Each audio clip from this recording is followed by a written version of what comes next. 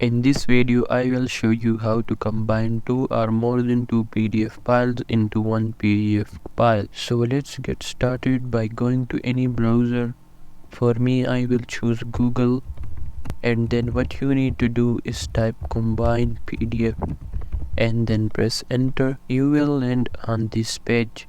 Now there are many different websites, but personally I choose combinepdf.com. Click on it, and as you can see, you can upload up to 20 PDF files at a time.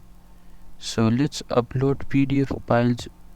Make sure that it is in correct order, and after that press combine. Once it is combined, it will start downloading automatically, and as you can see, it has been combined successfully. Make sure to like and subscribe for more interesting videos. Thanks for watching.